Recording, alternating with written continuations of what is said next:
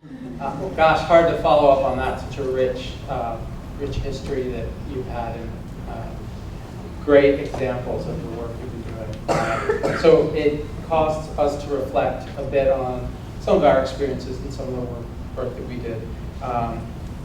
So one thing I thought I'd do is start with a little audience participation. My research team members can't answer this question. But as you were talking about who are disadvantaged, who are those folks, I thought about the need to be open to that, to noticing that people might be disadvantaged and you don't see it on their face and you don't know it based on assumptions we make about their circumstances. So we've done some research on college campuses. What group do you all think is most at risk for having thoughts of suicide on a college campus? Which sort of group of students, how would you describe them?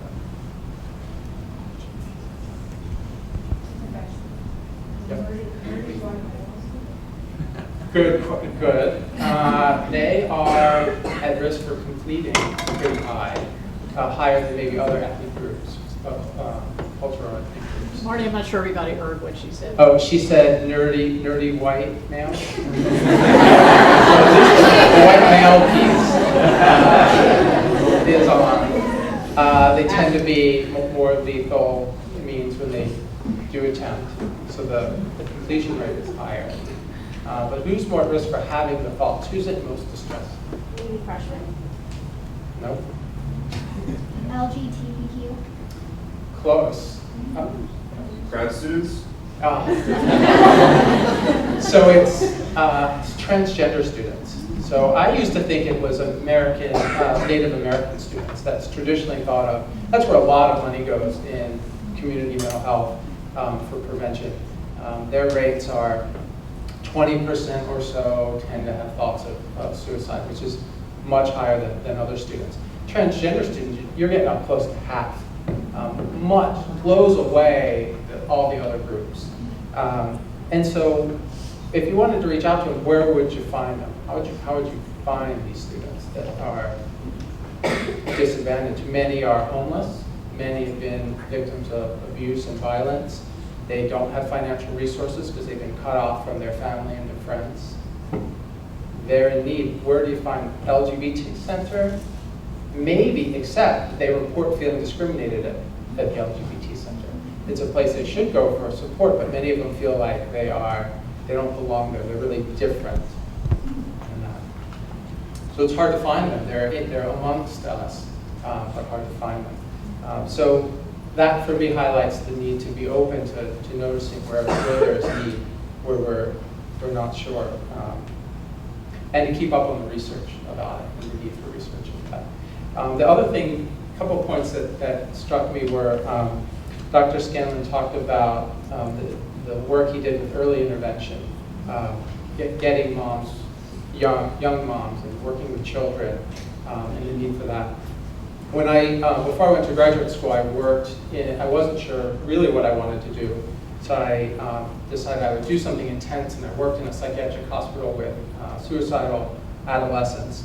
I applied to the girls in the boys unit, and I got assigned with the girls, which was traumatic for me to work with teenage girls. I never understood teenage girls when I was a teenage boy. As an adult, I certainly don't. And while I was there, they all had attempted suicide. That's how they got to the crisis unit. And what I found was that they were wonderful people. These were girls that could have been in my class when I was in high school, and you really never would have known it. And they would color, and they would chat, and they would talk about their pop stars and icons. And it was great work. We stabilized them, and we helped them sort of think more clearly and get control of their emotions. And I found that it was great work for me. So one thing about your careers, as you think about careers, I wasn't going there because I thought for the rest of my life I'm going to do this. I thought in that moment it made sense. But what I encountered was I would sit across from these young women and counsel them and try to help build their skills, and I realized our world is broken. This isn't right that they have these thoughts, and they acquired the thoughts because they had help in their community. They were abused, they were victimized, they were isolated. There was nothing inherently wrong with them, it was what the world had done to them. And so I found that I felt the world was broken, and decided to work on that. One of the things I realized was that all the crises, they'd come in with crises, we'd put out the fire, but then we'd send them right back into the same communities that they came from. And guess what? They'd come back, if they could get back. The beds were full, and the waiting list was a mile long. And it sort of paints a picture of there's so much more need out there than resource. And if we just keep intervening in the crisis area, we get burnout, there's not enough of us to go around to do the work. We have to work with early intervention and prevention in order to make any kind of difference. And that's how I found my career, not looking for a career as a really good college professor, but just wanting to help that population, and then realizing, oh, there's a problem here that needs to be solved, and setting my sights on working to solve it. The other piece is thinking about, from a systems perspective, you talked about the mental health clinic you were in, got defunded.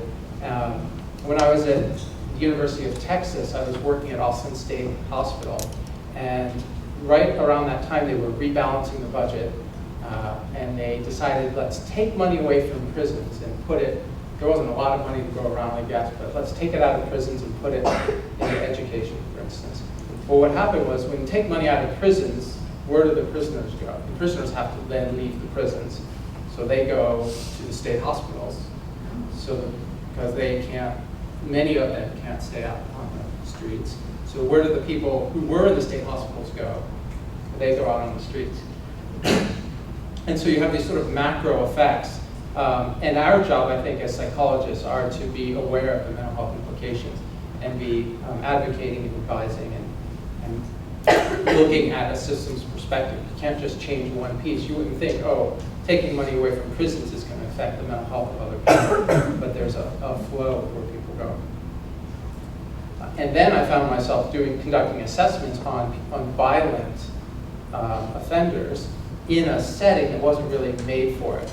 If you're going to do assessment with prisoners in a prison setting, you have there are guards there and certain standards. When you do it in a hospital, it's much less, much more lax. Excuse me.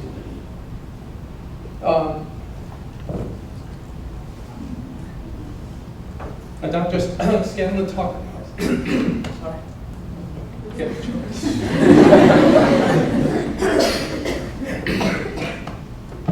Talked about I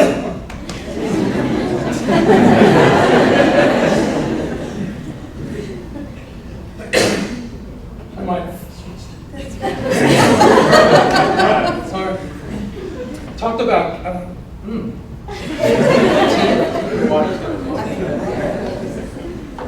water, maybe. Yeah. Is that better? There we go.